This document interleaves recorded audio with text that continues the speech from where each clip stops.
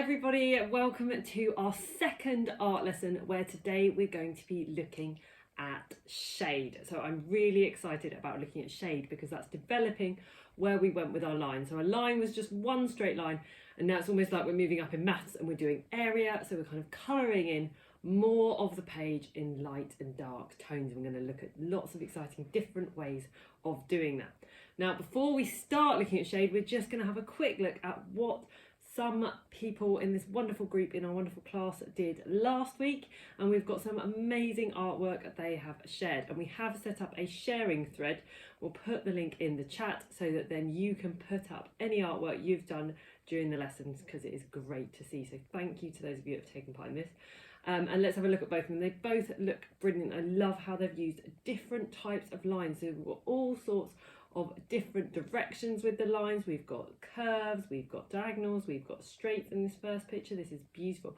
And then we've got the additional added value of colour as well that really brings that picture to life. So thank you so much. You've put in so much effort there. That looks amazing. And our second line, I just love. I love the direction of it, the way it kind of changes direction, but it actually looks like it's going somewhere. So it's going off here, there and everywhere, but actually it looks like it's doing that, but actually it almost seems like a pattern in where the pattern is going. And it also, if you look really carefully on your screens, it changes colour too. So that is a beautiful picture. So thank you so much for sharing those, and do send more in for our Art for All gallery. So thank you so much for joining us with that. Right, let's move on to light and dark, to shade. And the first thing we've got to do is a little quiz. So this is really fun because it's a bit like higher or lower, but do you think the next square I put up is going to be lighter or darker than the previous square? If you would like to do this, you can draw along as we go. So you could try and shade the square. So I could start by drawing what shade I think that square is, or you can just play along of lighter and darker. I think I've done that a bit dark, that square there. So we can draw our lighter or dark square. Right, so this one, next one, lighter or darker? It's lighter. I think that one is lighter. Did you think it is lighter? Look really carefully at it. How much lighter is that one compared to the one next to it? And again, if you'd like, you can practice this drawing the right shade with your pencil too. So drawing along the slightly lighter one. I think that was a bit obvious. What about the next one? Do we think it's going to be darker or lighter? Ooh, what do you think about that one? I think it might be darker. Yeah, I think if you've written that, well done, that is correct. I think it is a little bit darker. What about compared to the first one though? Do you think it's darker or lighter than the first one? So this is really good practicing our observational skills, looking at the shade and tone of the colours we can see. So it's quite tricky now to draw that colour that is slightly darker than the other one that we've just done, but is actually then slightly lighter than the first one. Okay, what about the next one? What do you think about that? Darker or lighter? Okay, see if you can draw that one in as well. Oh, that one quite hard. I think that one is lighter though, looking really carefully at it. So now I'm going to add it to my drawing as well. So you can keep going with your drawings, you don't have to. What about the next one? Darker or lighter? That one I think is definitely darker. That was very obvious. How dark do you think that's the darkest one yet? Do you think other ones are darker? What do you think? So I think that one is our darkest one yet. So I'm going to practicing how dark I can colour with my pencil. I'm not sure it is the darkest one we've got though. I don't think it's quite black yet. Right, what about darker or lighter? What about next? That one is that's a hard one to call. It's a hard one. What does everyone think? Darker or lighter? I think it might just have tipped over the edge to be darker. Just a little bit though. It's just a bit darker. Right, what about our next one? I think we can only go lighter from there, can we? Or it could still be, can we still go darker? Is there more chance of it being lighter or darker? What do you think? So let's try. Lighter. Now that is a very tricky one that almost looks the same colour as one of the other ones. Can you work out which one it almost is the same colour as? Can you work out which is that the same colour? Oh, excuse me. Which one is the same colour as? And the next one, oh, I think that was very obviously lighter, isn't it? Could have gone either way there almost. That's quite a mid-tone grey, whereas this is a much lighter colour. Can you draw that colour on your page? Again, just can you make a square that is ever so slightly light? A nice light grey. Very, very subtle. It's quite hard to always draw something so light and bright. What do you think next? Lighter or darker? Oh, I think it might just be lighter. That is so similar to the one before though, isn't it? It's really, really similar. And again, that's why it's so important for us to practice things like this, because it's just practicing observing, practicing looking at darker and lighter tones. So I think that was ever so slightly lighter than the one before it. So because it looks even more white to me. So what about the last one? What do you think about that one? Darker or lighter? I think not at the moment. It's definitely lighter because it's got a white square there. So if it was white, that would be the right answer. But I'll press the computer button and see. Ah, that is that back to a nice middle grey there. So that's definitely darker. I'm not sure where it fits into our shades of grey we've got all over the screen there now. So if you'd like, just finish up any drawing you might have been doing during that exercise, because it's a really nice way to look at light and dark, just practicing looking at tones. And so if I put these shades into order, we've got white right at the far end all the way down to dark black. So I've got lots of different shades of grey. And I'm going to explain something really strange, because someone last week mentioned about optical illusions. Now this on the screen now is actually an optical illusion, because if you look at one side of the grey bar and compare it to the other side, it actually looks darker where it's touching something light, and then it looks lighter where it's touching something dark. So it looks like each of those boxes are shaded almost, because they are touching something lighter and darker. So if you put something next to something else, it actually changes how our eye perceives the colour. So that's another weird thing that our brain does. So I just thought I'd show you that, because that's an aside, but don't worry about that too much when you're drawing pictures. But it does actually change the colour of things when you put it next to something else, because if I then space all those blocks out, you lose that effect where it looks like it's on a gradient. So they're actually all the same colour. So we've got white to grey to dark there. Again, you could draw these if you wanted to. If you're watching it back, you might like to pause it and spend a bit of time just trying to shade different shades of grey. And then finally, if I put these on a black background, just to show you again how colours change and how eye perceives colours, they all look different again. So just some weird things your eyes do when you're drawing, when you're looking at different colours. So that is all about looking at different colours. And so light and shade, so light is just white light, and shade is where the absence of light is, so it looks darker. And then tone is when you're adding both light, and so you add both white and black to your paintings to basically add grey to them. So if you're adding tone, it's grey. So all of those are basically different tones. Sometimes you describe them as shade, sometimes you describe them as light. So that's just different ways of doing things. Right, let's have a look. So today's lesson, we are going to look at how to shade using different techniques, showing form and light. So showing the light on the page and the dark on the page. So showing where the light is and then where the shadows are. So we're going to practice different shade techniques. And as we look at the slides we've got here, shading is just the process of making an area of your drawing darker to show differences in light and shape. So you're just showing where the shadows are, so where the light is, and then where the dark is. And you can add realistic tone to make them look more 3D. So making those images look really exciting, like they're going to jump out the page at people. So the area you shade the darkest is where the shadow is, so that's where the least light goes, and then the lightest part is where all the light's coming from. So you really want to think about where light is coming from when you're drawing your pictures, especially when you're adding shade to them. So where do you shade? So I said it depends where the light is coming from. So you decide where the light is coming from, and then you can decide which parts to shade. So if the light is coming from the right hand side, you can add the shade on the left hand side, and then maybe even put a shadow underneath, because the shadow might have formed as well, and that really makes it look 3D. So we've got 6 different shading techniques we are going to look at, and all of these are a bit like what we did last week when we were doing our line lesson. They're just different ways of drawing lines to then colour in an area. So rather than just drawing a line of dots, we're going to do an area of dots. Rather than doing some lines, one way. We're going to add more lines together to make some shade. So we're just building on all of those lines that we practiced last week. So these are our 6 we're going to use.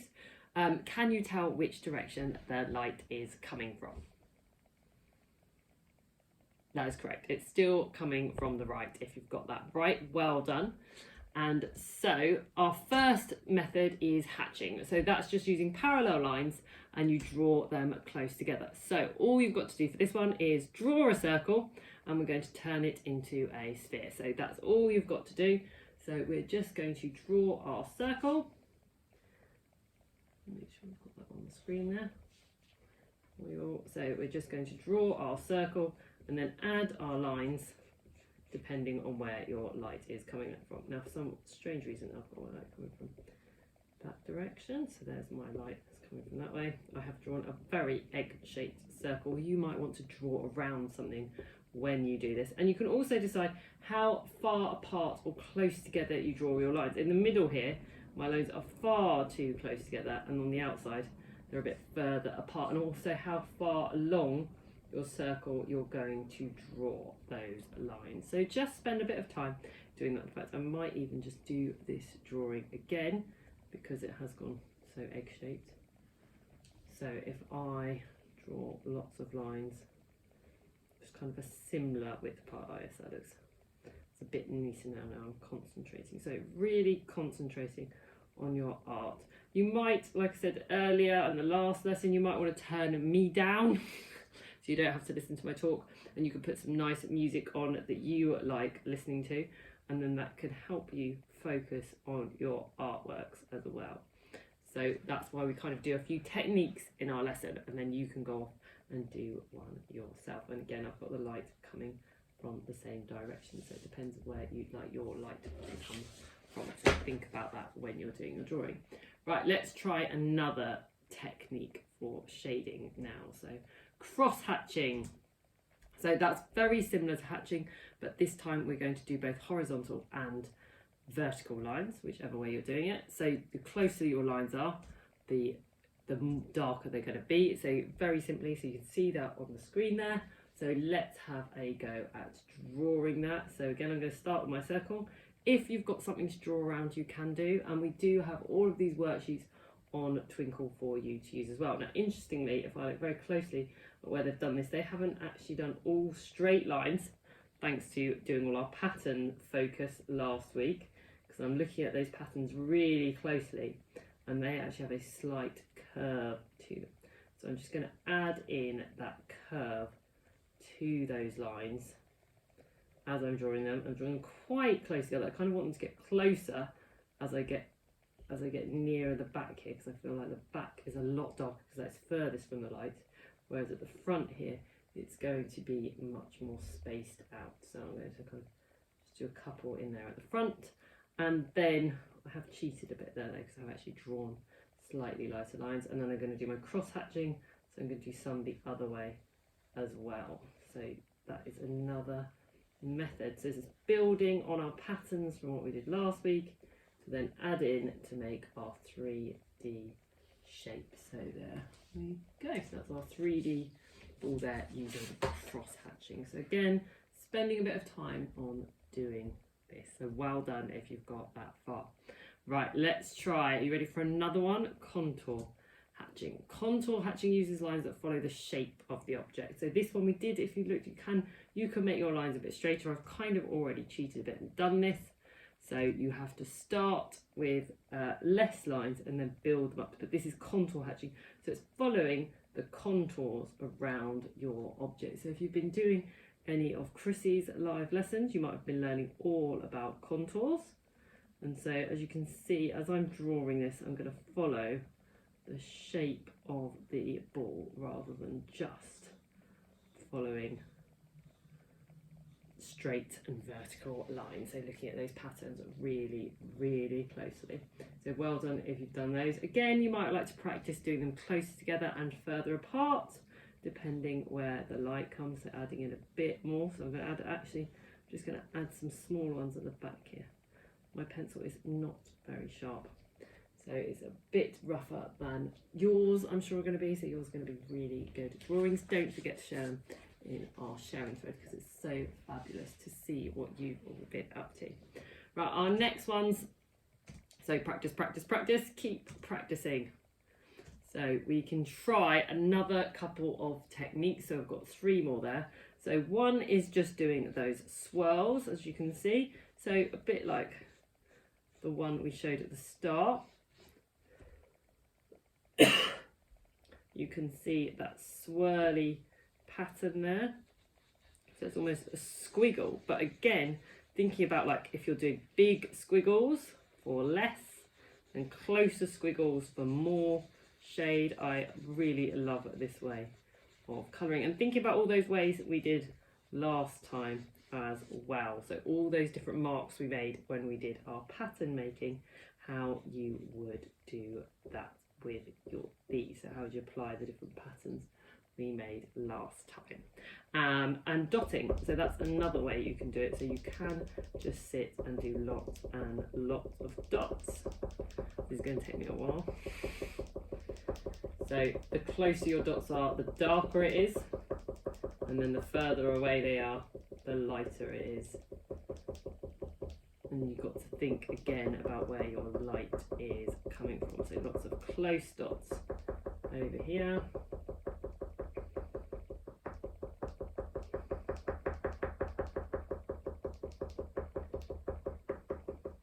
And then some dots further away as well.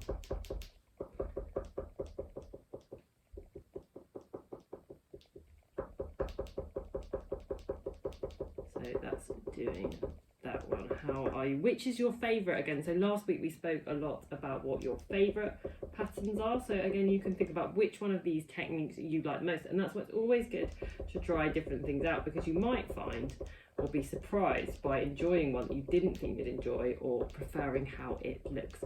So do think about that when you're doing your extra experimentation. That's why it's always good to experiment, to try out things that you never know if you'll like them or not.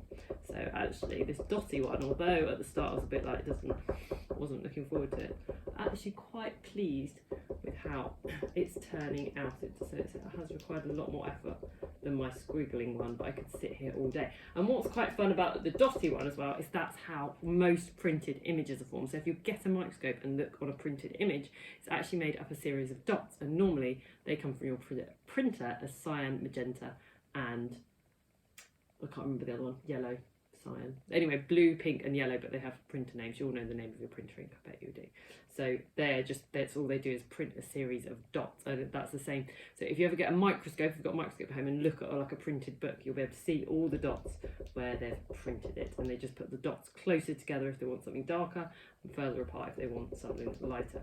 So do have a look at that as well. So that's why I really like Roy Lichtenstein as an artist, because he kind of blows them up really big, those dotty pictures. And so he used to do comic strips, and he'd blow up the dotty pictures and look at all the dots, so kind of make them the image, which were almost the image you couldn't see, but they were there. So it's very cool. We did have a book on Roy Lichtenstein. I'll show you next week. I'll show you all next week some dotty images by Roy Lichtenstein. He is one of my favourite artists. What are your favourite artists? That'd be interesting to know. Oh, I'd love to know that. Right, everybody share what your favourite artists are in the comments. Has everybody finished their dotty pictures now? I hope so. That's taken a longer time than I thought.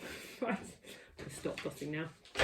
And lastly, now that one is kind of a wash picture, so you could just do it, if you've got some kind of a wash, you could try do it with, I'm going to do it just very kind of shading, almost using the side of my pencil, that if it was sharpened it would be better. So just using like a wash kind of style. And if you can think of any other ones, then do add those in. Now another challenge for you, I'm going to give you one last challenge, is you could pick your favourite one and maybe even see if you can draw the circle without drawing the circle to start you off. Can you just do the shade without a line? So can you draw a shade in picture? Because often we use the lines as a guideline when drawing pictures, but if you because in this lesson we're just focusing on shade, can you draw a ball that is purely made from shade without drawing any lines. That'll be a really good challenge to see if any of you can do that. Now I'm also going to start using my pencil by pressing harder, because we did that last week too. If you can remember, we were pressing different amounts, and so I'm just going to use my pencil just to add that shade in a bit more. So I've got a bit more shade because I've added that, and that is actually then looking even more 3D. So pick your favourite way, and now I haven't drawn any lines when I've drawn that. I've just been focusing on the colours. We can see. Wonderful. Right, so now we're going to move on to looking at our artist this week.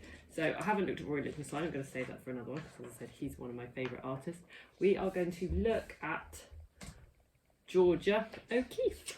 So she is an American artist, and she is an amazing American artist. So she was a woman in kind of a man's artistic world, and she was born in 1887. So if anyone can remember when William Morris, who we looked at last week, I can't remember, I think he was earlier than that. So she's kind of coming out or into a new era of artworks where people were starting experimenting a bit more with the way they did their art. So she's an American artist. She had 6 brothers and sisters, and her mother encouraged her in her artwork. So she really liked the landscape in Wisconsin. And so she studied art at the Institute of Chicago and did her first gallery show in 1916. So again, it's a very long time ago. But I love her paintings because they're very modern and they're full of bright colours. So she used so she's quite famous for doing big close-ups of flowers, which are really cool. So they're beautiful artworks, and they're so big as well. So if you ever go to a gallery to see them, you have to imagine them being really, really big, not just small on your phone or on your computer or your tablet, wherever you're watching this on. They're really, really big pictures. Now, can anyone spot what is wrong with that picture?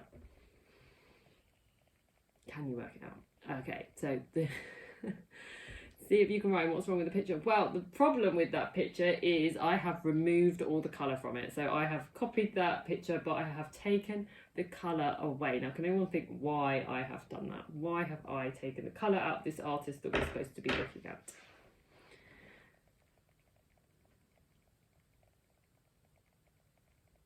It is because we are focusing on shade. So I want to show you that actually this is how important shade is. That if you get your shading right, you can see the image without the colour. So the colour brings in all the vibrancy, but the shade and the tone, so the dark and the light, actually make it have that 3D effect. So we can really see where the shadows lie. Another challenge for you is which way is the light coming from in this picture. So can you work out which way you think the light is coming from? So just like we were looking at with very simple balls earlier, now we've got slightly more complicated shapes, but actually you can almost start to pick out some of those shapes of the ball, almost kind of there's almost an oval there in some of the petals, and then that is our shape. So that's where we've got then the light and the shade and the dark and the light there. Okay, so let's have a look at it. Ooh, nice and bright. There we go. So that's it as a bright purple and pink flower. Beautiful, beautiful artworks, but the light and the shade is really important in making that look so impressive. So 3D to really capture your eye. So poppies, this was another one. So she really liked zooming in on poppies. Oh, that one has not gone nice and dark, so I don't know what's in there. I've done it the wrong way around, sorry. Right, there's the dark picture to start us off. You just have to pretend you haven't seen the colour one. And so I love looking at this dark and light one because it's so much picked up. So you can really see the colours. And this one is actually the colours, I think, of the middle of the poppy are black anyway. So it's not necessarily shadow because it's not all the same colour. But you can see on those petals how the light's picking up on the tips of the petals, and then they get darker as you get closer in when there's more shadows and things. So again, that's exactly the same way. And so see if you can look really carefully at these pictures, see if you can see some of the shadows that are being formed from the other petals folding in on itself. So if you look really carefully at that picture, you'll be able to see some of the shadows forming in there. So let's have a look at it brighter. There we go. So that's a nice bright picture, and you can see what's fun about that is you can see how well she did the shadows. So the shadows are that good because when we were looking at it, you couldn't tell there was different shades of yellow and red and orange. It just looked like it went from light to dark as the shadow went down the petal. So she's actually got the shading so good that the orange and the red and the yellow are all kind of like the right tonal colours. So they are actually just expressing that shadows that are forming. So here we go. So she liked to paint flowers, so she painted it small because the flower's small, but she said because she really likes that, she was going to paint it big because she thinks flowers are so amazing. She's going to paint them really big because that's what they mean to her. So that's why art is just the loveliest thing, because you can just do whatever you like with it. So if there's something you really like, you're like, well, actually, I really like this. I really like football. So I'm going to paint a really big football because then everyone can look at this football that I love, and it kind of brings it into the world. And I really like the way she says even busy New Yorkers will have to take time to smell the flowers and actually look at them in detail and not just like ignore them or walk past. So I love how she's trying to bring nature and put it on a big grand scale, because sometimes we look at these things and we take them for granted. And if you watch any of my nature videos, you'll know how much I love lichen. And I still love looking at lichen.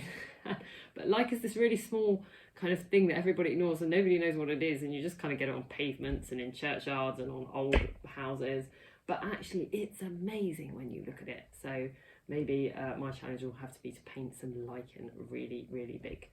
And so she also did some modern pictures. So this is one of the skyscrapers of New York.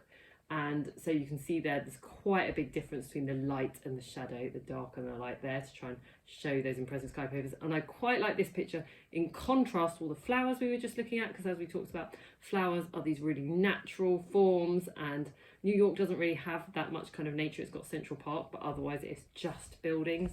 So it's very much like these city, that's what they call it, a jungle, like, you know, this urban landscape, this buildings of all these jungles of all these buildings. And so that's what we've got going on there. But then if we add in a bit of colour to it, that you almost can't tell the difference. You almost can't tell there's any colour in that one because we've got just a bit of blue added. So that's a nice one. And then in Mexico, so here I really like this one because you can you work out where the light's coming from in this image? Can you see where it is coming from? So we've got a very light area, and then we've got some shadows forming. Now what is lovely about this one, because we've got a skull now we are looking at, often artists like drawing lots of bones. So when I was at school, my teacher always made me draw lots of bones, and Henry Moore is another lovely artist, love him too. We'll have to put him on the ones to study. Do shout out which artists you like, and we'll see if we can look at some of their images next week too. I'd love to know what all of you like. But Henry Moore used to draw lots and lots of bones because of all their natural forms. So they've got these really nice curves and natural forms, and so she's put them in a slightly unusual light and then made them really big. So if I put that in the colour version there, you can still see we've still got all of the shadows, and you can see where the light and the dark is. So you're getting those shapes, so you get some really interesting shapes and shadows going on looking at the skull. And what's amazing about a skull is because it's almost all the same colour, it's all that kind of yellowy bone colour, you're then just purely trying to focus on the shadow, on the shape, and not trying to do the colour matching. But as I showed you earlier, even the poppies still had that exact tonal shade. So that's why it's really important to look at the shade of things right. So and then there's just one more of her images to look at. So I've got another one of some antlers, and again this is a really beautiful picture to look at because you can see kind of where the light's coming from, you can see all the shadows, and then you're thinking about where the shadows are forming on other areas because of the other antlers being on different parts. So loads and loads to look at and absorb into your artwork. And what's so nice is you can just take in the parts you like as well.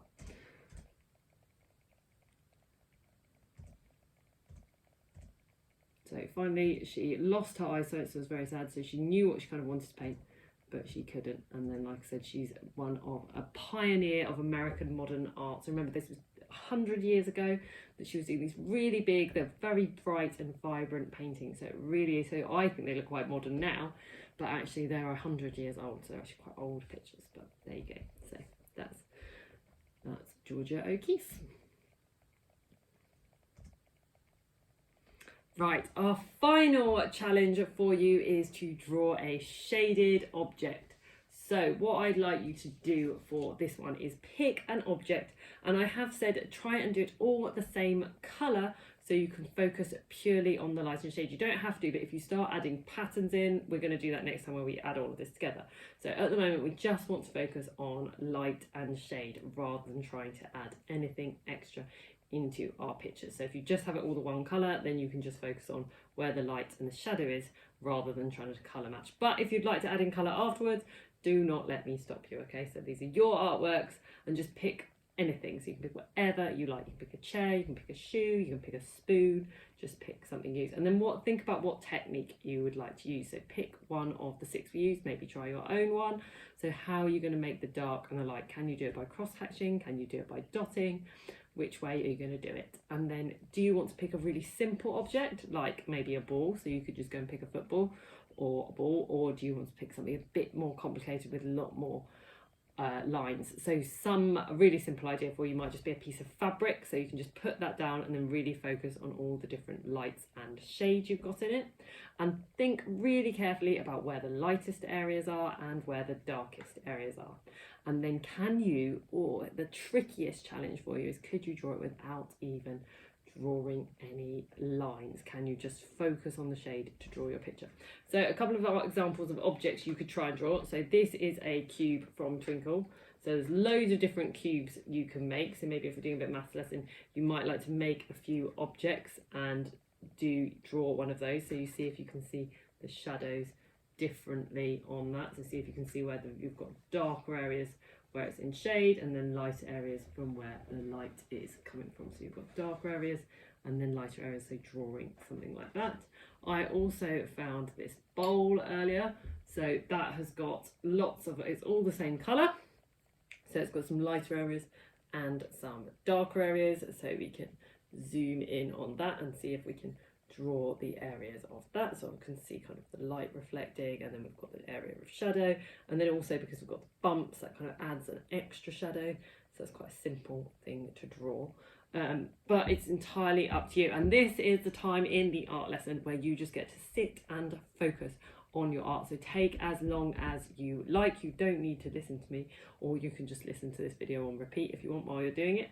But you can, like I said, put some nice music on, pick something you want, and just spend a bit of time focusing. Like some people just do it for mindfulness, some people do it to calm down. That's why drawing is so beautiful. Some people do it for whatever reason you like, so you can just sit and draw whatever it is you're going to draw, and then just focus in on that object for a bit of time, just focusing in on all those light areas, all those dark areas, and then how it is you want to colour it in, whether it is through cross-hatching, whether it is through contour lines or dots.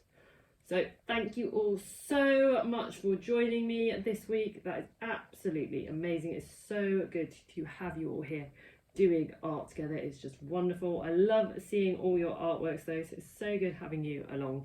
And so do share them in our sharing thread, and we look forward to seeing you next week, where we're going to be starting to add our patterns and our shade together to do even more exciting drawings. So do share what you've been up to, so we can add them to our art gallery. And thank you so much for joining us, and we'll see you next week for more art.